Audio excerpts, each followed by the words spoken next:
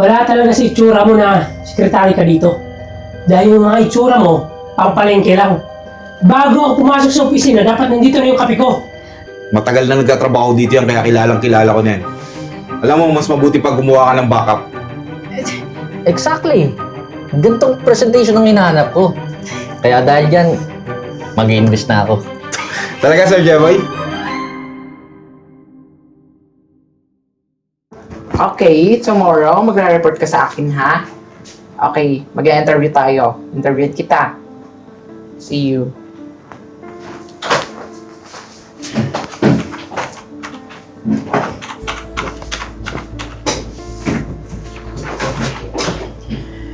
Nga pala, Marimar. Yung kape ko ba? Pinatimpla mo na dun sa bagong sekretary. Excuse me, Francis. Hindi ako utusan dito, ha? HR ako dito. Kaya wala kang karapatang utusan ako na utusan yung secretary. Hoy, Marimar. Baka nakalimutan mo. Dati ka rin sekretary. Ba yun yung trabaho mo dati? Tagatimpla ng kape? Excuse me. Inaamin ko, secretary din ako dati, pero noon yon. Alam mo naman na na-promote na ako at HR dito, di ba? Ganyan naman talaga kayo eh. Pag napopromote na kayo, malaki yung ulo nyo. Hindi sa ganon. Pero hindi kasi part ng trabaho ko yon. Good morning po, good morning. Sir, good morning po. Pasensya na po ha, na-late po ako kasi pinagtimpla pa kita ng kape. Alam ko namang paborito niyo yung black coffee sa morning. Ikaw ba yung bagong sekretary dito? Yes po. Alam mo, wala talaga sa itsura mo na sekretary ka dito. Dahil yung mga itsura mo, pampalengke lang. Ay, Tsaka hindi ka ba sinabihan ni Marimar? Ha? Bago ako pumasok sa opisina, dapat nandito na yung kape ko. sir, pasensya na po kasi marami pong nakalinya doon, nagtitimpla din ng kape. At saka, saktong-sakto nga sir, mainit-init pa to. Kaysa kung kanina, hinanda ko, di malamig na. So ganun, ako pa talaga mag-adjust. Pero dapat agahan mo pumasok. Tsaka, yung mga katulad mo, hindi na babagay dito. Nakita mo na, di ba? Pati yung mga kasamahan kong papangit na dumagdag ka pa. Sir, parang masyado mo naman po akong nilalait. Ginagawa ko naman po ng maayos yung trabaho ko eh. Talaga ba? Unang trabaho mo ba? Palpak na eh. Shh! Francis, tama na yan. Tigilan mo na nga yan. Sige na ako nakakausap sa kanya. Miss, huwag mo na lang yung pansin yung taong yan, ha. Ganyan talaga ugali niyan eh. Kahit noon pa, di na nagbago. Siya, sige, gawin mo na lang yung trabaho mo. Sige po, mauna na po ako. Ibasa kasi ng tao na tumatandang paurong eh.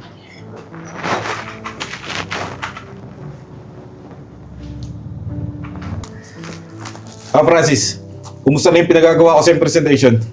Nga pala sir, tapos na po yung pinapagawa nyo. Pili po pa-check na lang.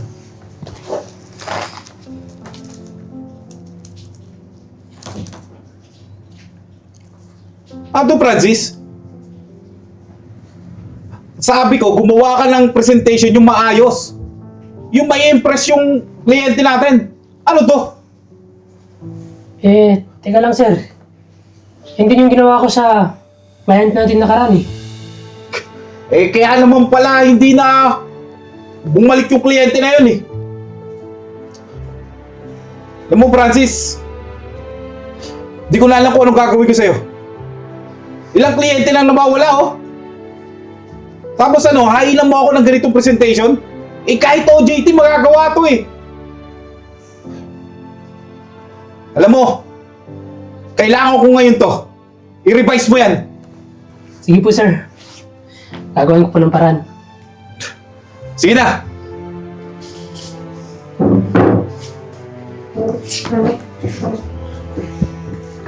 Tabi! Sir, pasensya na po ha. Siguro po medyo busy lang po si Sir Francis. No. Miss Eden, huwag mo nang pagtakpan yan. Matagal na nagtatrabaho dito yan kaya kilala ko na yan. Alam mo, mas mabuti pag gumawa ka ng backup. Sir, Hindi naman po ako, as in, magaling gumawa po ng presentation. At saka baka pagalitan ako ni sir, sabihin pa lang, nagmamagaling ako sa'yo. Sino ba nagsabi sa'yo, Aiden? Di ba ako? Oo. Alam ko kaya mo yan. Sige na. Sige po.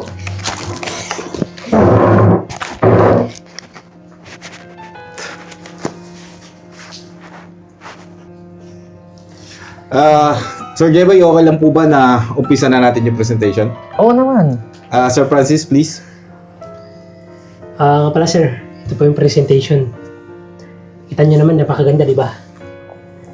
Sir, huwag kayong maglala dito. Hindi niyo pagsisihan. Ito? Sir Francis, parang may mali sa gawa mo eh. Paano naman ako mag-i-invest niyan kung ganyan yung ipipresent mo sa akin? Nakakadismaya. Sir, pasensya na po actually, meron pa po kaming isang presentation kung okay lang po sa'yo. Sure, sige, patingin nga ako. Miss Eden, please. Yes po. So, Mr. Cruz, ito po yung mga presentation na hinanda ko and I'm sure po na yan po yung hinahanap nyo. And ito po, makikita nyo, understandable po yan lahat. So, Exactly. Gantong presentation ang hinahanap ko. Kaya dahil dyan, mag-i-invest na ako. Talaga, Sir Jeboy? Oo naman. Okay lang ba kung pag-usapan natin sa opisina? Sure, tara po. Francis, ganyan yung presentation. Ganyan yung hinahanap ng client. Sana naman matuto ka na. Sir Jeboy, please.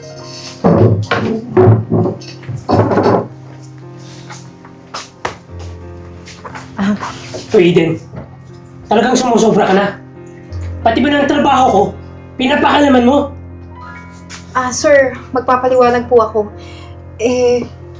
Inutusan lang naman po ako ni Sir Marlon kasi alam niya pong hindi magugustuhan ng client yung trabaho niyo. Dapat, Eden, sinabi mo muna sa akin yan bago mo ginawa. Nakita mo, di ba? Nagmukhang tanga tuloy ako. Sir, okay lang naman po kasi nagustuhan naman po ng client yung presentation na ginawa ko Yun po ang importante. Sige na! Sumunod ka na doon! Visit ka.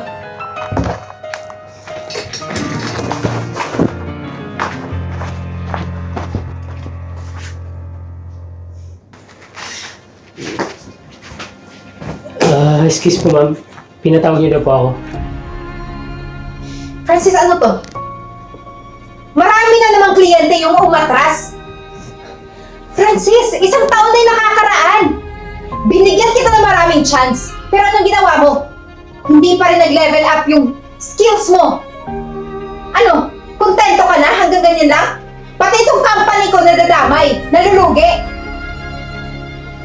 Teka lang ma'am. Hindi ko na po yung kasalanan na umatras yung mga kliyente ko. Ginagawa ko naman po yung tamang trabaho ko Francis, please lang. Lagi mo na lang yung sinasabi, ginagawa mo yung trabaho mo. Pero hanggang dyan lang? Hanggang dyan na ba yung kaya mo? Bakit ako? Secretary mo dati, naging sales operation manager, at ngayon CEO na. Wala naman sanang imposible Kung hindi lang ako naawa sa'yo dahil may pamilya kang sinisustentuhan, matagal na kitang tinanggal. Pero ngayon sa nangyayari,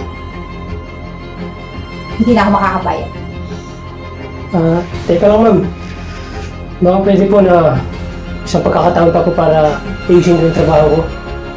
Tsaka ma'am, alam mo naman, marami din ako kliyente. Francis, bingi ka ba? Ito na nga yung kliyente mo, umatras na. Humihingi ka pa sa akin ng isang chance? Wala na, ubos na! Kung ito lang yung magiging sanhi ng pagkalugi ng company ko, mas mabuti pa tanggalin na kita. Kaya mas mabuti pa, kunin mo na lahat ng gamit mo at umalis ka na. Umalis ka na.